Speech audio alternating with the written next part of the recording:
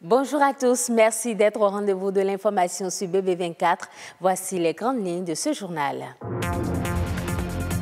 En dehors des musées aménagés par l'État béninois, certaines personnes ou associations ont aussi pris l'initiative d'en créer. En ce jour de célébration de la Journée internationale des musées, la rédaction s'intéresse à la valorisation de nos musées au Bénin. On en parle dans un instant.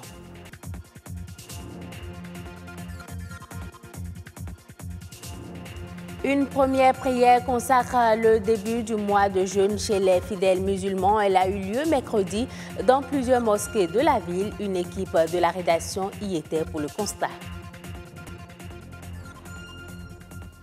Paris va vivre une nouvelle expérience numérique pendant 4 mois. Le collectif japonais Team Lab sera présent dans la capitale française où elle organise une exposition immersive.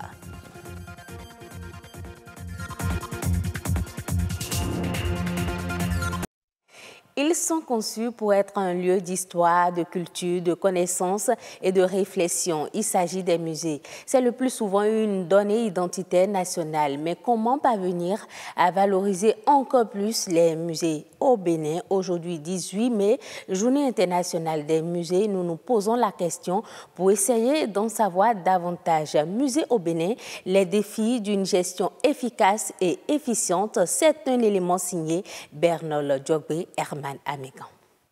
Entre deux enjeux, identitaires et économiques, les musées du Bénin recherchent encore leur marque.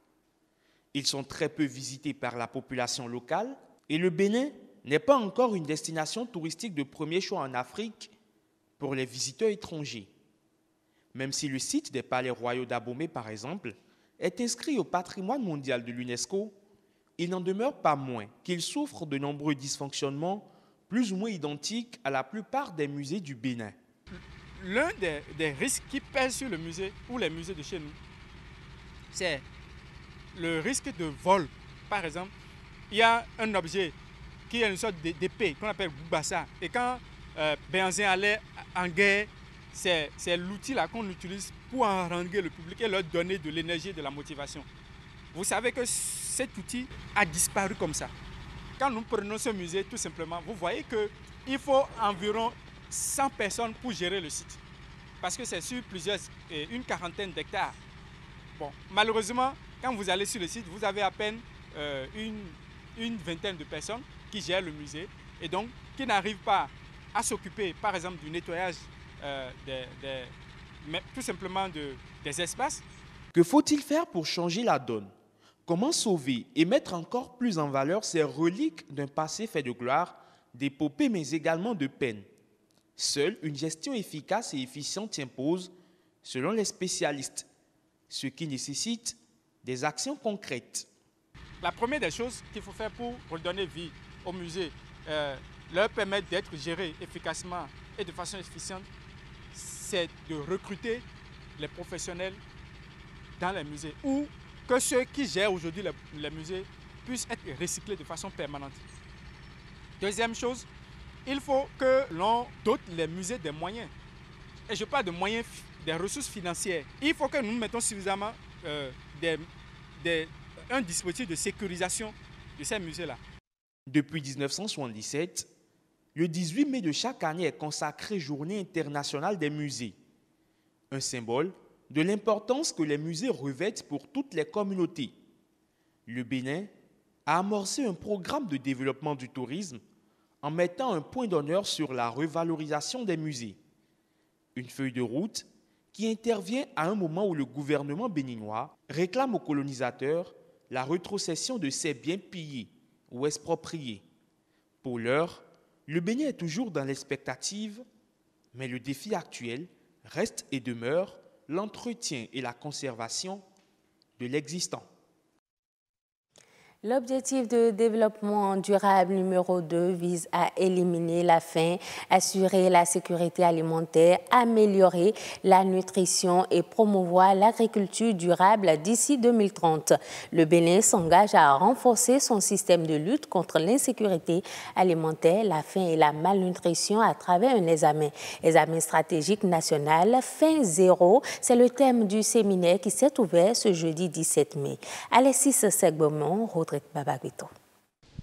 l'état des lieux n'est pas alarmant, mais il n'est pas reluisant non plus. Des études faites en 2017 indiquent qu'au Bénin, 1,9 million de personnes sont en insécurité alimentaire, dont 80 000 sévèrement touchés. 50% des ménages se sentent en situation d'insécurité, ne satisfont pas à leurs besoins alimentaires tout le temps. Ça, c'est un. Et il y a environ 9 et quelques pourcents, plus d'1 million, un peu plus d'1 million de personnes qui vivent en situation de faim.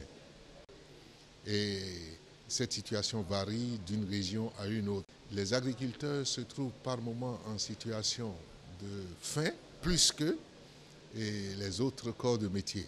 Voilà comment se présente la situation de la faim. Pour ce qui est de la malnutrition, 34% des enfants de 0 à 5 ans souffrent de retard de croissance, de quoi prouver que la consommation alimentaire des populations est déficiente. Comment identifier les défis majeurs que doit surmonter le Bénin pour réduire la faim à zéro? Agroéconomiste, spécialiste de la nutrition et analyste des stratégies de développement s'y penche. Tous ici, nous sommes ensemble, c'est pour voir et faire en même temps le diagnostic de la situation de sécurité alimentaire et nutritionnelle au Bénin. Et de ce diagnostic devrait sortir ou ressortir des recommandations qui devraient aider tous les acteurs qui interviennent dans le domaine de la sécurité alimentaire et nutritionnelle d'avoir des références ou des repères qui devraient leur permettre demain à formuler des interventions conséquentes pour en réalité accompagner le gouvernement du Bénin dans cet objectif noble d'atteinte des objectifs de développement durable d'ici 2030. Mais en attendant, certains aspects ne sont pas à négliger. Quand on regarde le programme d'action du gouvernement, en particulier la dimension développement agricole, il y a beaucoup de choses qui sont envisagées. Maintenant, revoir ces programmes au niveau des pôles de développement agricole, des agences territoriales de développement agricole, pour que chaque ménage puisse disposer d'un jardin de cases, d'un jardin à proximité de maison où il peut y avoir des fruits, des légumes pour avoir à proximité accès à l'aliment. Parce que autrement, l'amélioration de la productivité, aussi bien pour le vivrier que pour les cultures de rente, c'est plus spontanément le marché que la consommation interne des ménages. Aussi, une reprise en main de la malnutrition dans les 1000 premiers jours de vie s'impose-t-elle pour arriver à bout de ce triple fléau majeur au Bénin. La première prière qui consacre l'entrée dans le mois de Ramadan a eu lieu dans la soirée de ce mercredi. Les fidèles musulmans ont fait le déplacement sur les lieux de culte pour répondre à l'appel du mois béni. Une équipe de la rédaction est descendue dans quelques mosquées de Cotonou pour le constat. Aliou Alaka, Farouk Mamassani, Yasmine Tamata. Ils ont pris d'assaut les différentes mosquées de la ville pour accueillir le mois de Ramadan. Eux, ce sont les fidèles musulmans qui ont accompli en grand nombre le premier acte, la prière de démarrage du jeûne appelé Hacham. Aujourd'hui, c'est la prière. Je suis vraiment contente d'être parmi ces heureux pour avoir la bénédiction de ce mois. On a eu la chance d'être là. Il y a beaucoup de gens qui ne sont plus de ce monde. Et c'est d'abord ça, c'est une chance, c'est une grâce d'être là. Ensuite, la fierté d'être encore là cette année pour pratiquer cette religion qui nous enseigne des choses importantes qui sont liées à la paix, à la solidarité, à la concorde.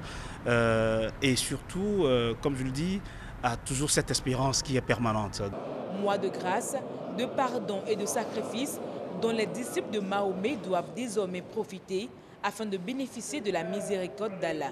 C'est aussi le temps, le moment pour nous de penser à cela, c'est-à-dire aux personnes vulnérables, aux personnes malades, aux personnes qui, pour une raison, ne peuvent pas se déplacer soit à la mosquée ou même chez elles ne peuvent pas pratiquer. C'est le moment aussi de penser à ces personnes-là.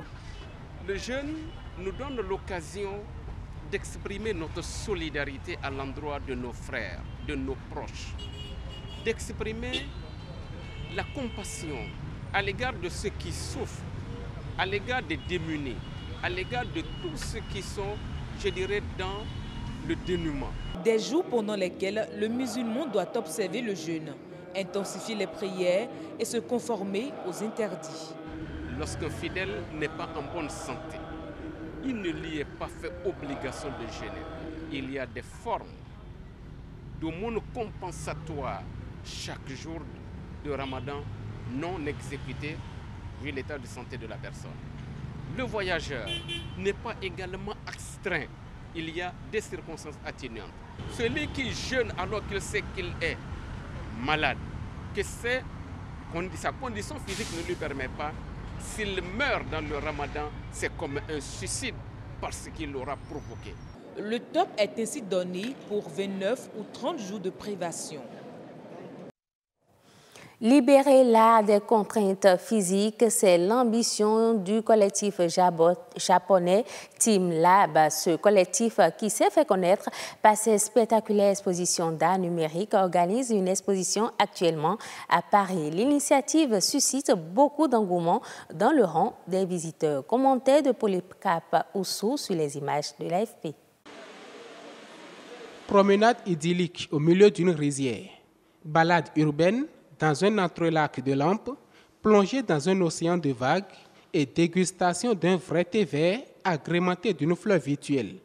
D'agréables moments passés au nouveau musée du collectif japonais Team Lab qui s'est fait connaître par ses spectaculaires expositions d'art numérique.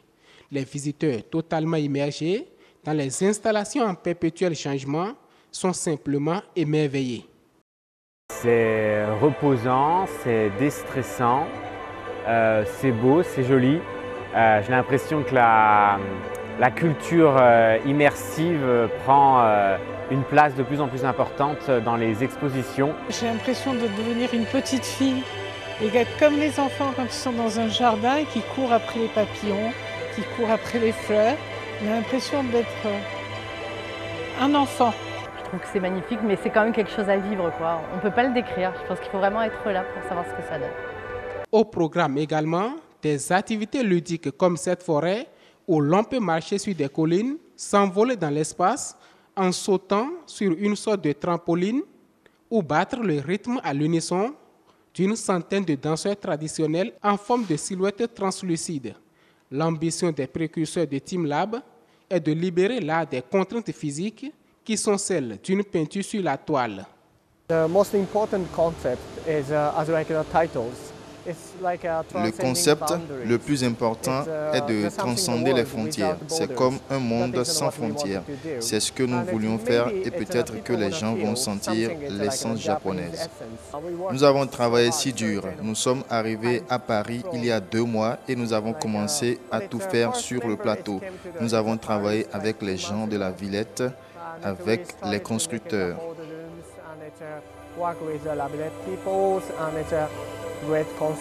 Ici, c'est la première fois qu'on les voit en Europe. Nous les connaissions depuis 2 ans déjà. C'était évidemment un défi parce qu'il y a une technologie très très lourde derrière ça. Mais voilà, nous sommes tous mis ensemble pour offrir cette sensation très très étrange d'une image numérique, d'un futur, mais qui est doux en fin de compte, qui n'abrutit pas l'homme, n'est pas là pour le détruire, mais au contraire pour communier avec lui. Démarrée depuis le 15 mai à Paris, l'exposition se poursuit jusqu'au 19 septembre 2018.